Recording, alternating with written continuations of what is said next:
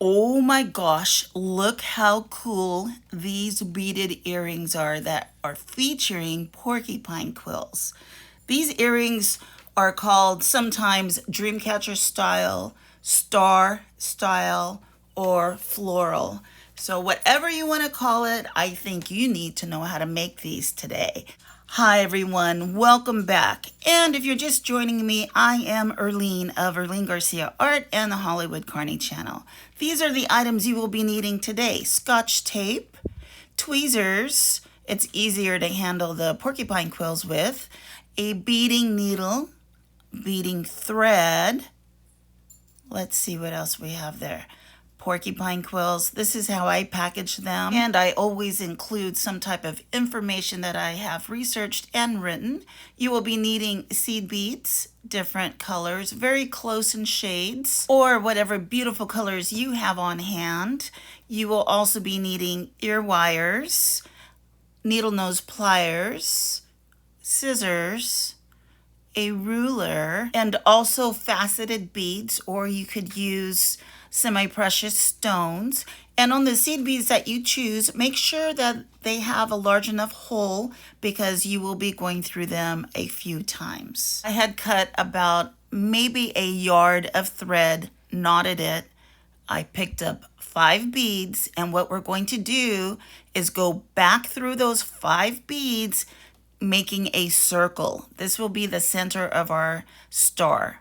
I'll call it a star for this episode. So pick up 1 bead and go directly into the bead next to it. So we will be doing this 4 more times, and I'm using colors that are very close in shade.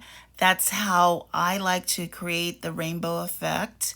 And this may be easier for professional beaders, but if you are brand new at beading, this is actually a very easy earring to make. You could even turn it into a pendant if you only wanted to make one. Right now we are making the center of the star. Once you've picked up all of your beads, we are going to go to the next row. So go through the very first bead that you started with and the second color that you had chose for your earring. So we're going through 2 beads right here. And now we are ready to start our 3rd row. It will look like a little tiny baby star right now. After you choose your next color, you will be picking up 3 beads and going into the extended point.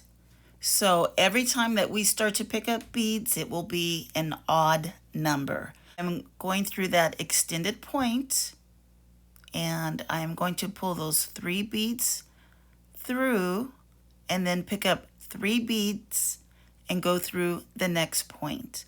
I will continue until I have gone all the way around, and then I will go through that first point and then those 2 of the 3 beads. The reason we are going through the 2 beads, that will be our next center point. Wow, it's really beginning to look like a star now. Usually the beginning of anything is a little bit confusing, but once you get past this point, you're going to be like, oh my God, I want to make these in every single color. So now what we're going to do is pick up 5 beads, and I'm using black. So I'm going to pick up 5 beads, go through each of those points. So that's my first point, and I have 4 more to go. And as always, I wrote down all of the directions so you can pause your video and read along. It may be easier than me explaining it. So let's continue all the way around. Look at that. Can you imagine? Even if you did this for like 4th of July, red, white, and blue, or Christmas. Okay, so let's start with our last 5. We're going to go through that 1 point and through those 3 black beads. So where we are coming out of, that will be our point. So if it makes it easier, kind of like firm everything up there. and start with your next color. We're going to be picking up the odd number again, 7 beads, going through the middle bead of the black, and then continue all the way around. And you can see how easy it is. It is just so easy. I like working in the tricolors because if someone is wearing something silver and they want to wear silver earrings, these earrings will match anything that you're wearing. You have the silver, you have the black, you have the gold, and the copper. So let's continue. See, it's so easy. I love making these. These particular earrings, I have gone around about, at the end, probably about 6 times, but you can make them larger. Your star doesn't have to be this size. It can be whatever size that you think looks cool to you. Now we're going through the black point and going through 4 of those copper beads. So now we are ready to start our next row, and our next row will be 9 gold beads. So we're going to pick up 9 gold beads and go through the point of the copper beads. And then at this point, I feel like that's a good size for someone learning this style earring. And also, I just want to make sure that whatever bead that you use on the outside last row, like these gold ones will be our last row, make sure that the hole is big enough, because in the end, we will be going through the gold beads a couple of times and you don't want to shatter any of your beads. So what we're going to do is we're going to go up through those 5 beads, and we're getting ready to make our loop for our ear wire to go through. So as if you have another point right there, we're going to pick up 4 gold seed beads and go through the point. Now I will go through there 2 or 3 times depending on the size of the hole of my bead, and look at that. See, easy, easy, easy. I believe this video is 3 minutes longer than the majority of my videos, only because I wanted to show you in real time how each row is strung, because this is slightly intricate. I know that in our community, the Native American community, the seed beads and the intricate beadwork is considered a lost art, because people are just not making or teaching how to do the authentic beadwork as much as they used to in the old days. So this is something that I really cherish and really feel honored and privileged that I could share with you how to make authentic Indian beadwork. So I've gone around the loop 3 times, and what we're going to do is go down the side of the earring and continue going down the outside of the earring through the gold beads and the 1 copper bead, and then we're going to start our fringe. Yay, we're almost done. By the way, if you don't have porcupine quills, you could use long bugle beads, and those are just as beautiful. I love bugle beads. The light just dances on them, and you will be a star in your star earrings. I also design beaded feather porcupine quill earrings they're probably just about 1.5 inches long. They're very lightweight and a lot of fun to make. So if you guys want to see a video on those, just put something in the comments and let me know. Okay, back to this earring. So we've gone along the side. We've gone through that 1 copper bead. If I can move my thumb, there we go. And then we will go through 4 gold beads.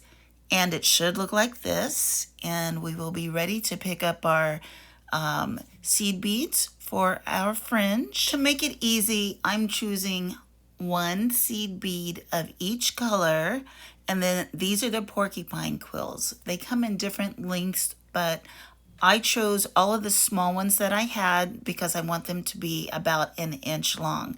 Now take a piece of white paper, a piece of Scotch tape, and lay your porcupine quills delicately on the white paper and try to keep all of the brown part, all of the color even, because we are going to trim them. I came up with this idea to trim them this way because those little prickly suckers can hurt if you step on them, or if one flies across the room in somebody's eye. You don't want that happening. So what I do is I lay them all down like this, and then I put another piece of Scotch tape over the color part, and then I find the shortest one, and that's where I'm going to trim them all evenly. Always make sure that you cut more than you need, because I am going to show you a little tiny mistake that I made, because these little suckers, they are very delicate. And see, my tape idea is amazing, and nobody's gonna step on anything sharp. And it's easier to throw away, because when you're trying to dust those off your desk and it gets stuck to your finger, those are just as sharp as a needle. So I'm going to do the same thing to the other side, find the shortest one and measure it and cut it. Sorry, I got out of frame there. Also, if you purchase porcupine quills that are just a random bag of quills, they will be very oily and dirty, and they need to be washed in some Dawn soap, and the Dawn soap will take all of the oils off of it, because please do not use the porcupine quills if they are not if they have not been sanitized. When I'm threading my needle through, I always go through the white part of the quill because it is the bigger part.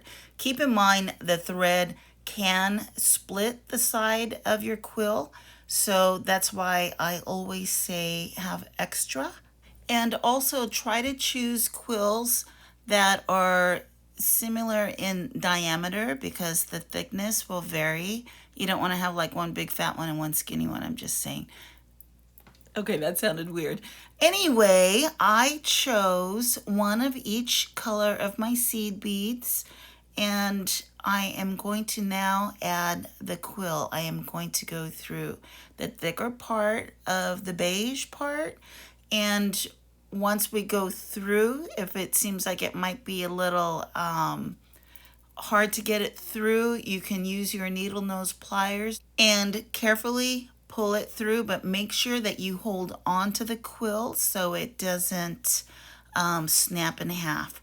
So what I did after that is I picked up one black bead, a faceted bead, and additional seed beads in a rainbow color. We are going to make a loop. This will add a little bit of weight to the bottom of the earring.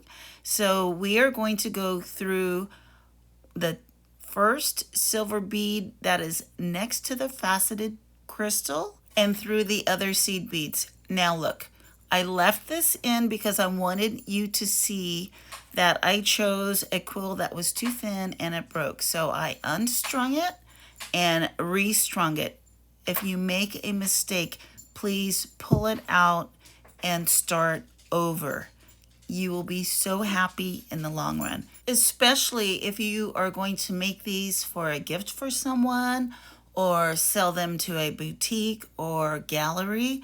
You want to make sure that your beadwork is up to par, because believe me, the beads, even though they seem so small and oh, nobody will notice a little mistake, oh yes they will.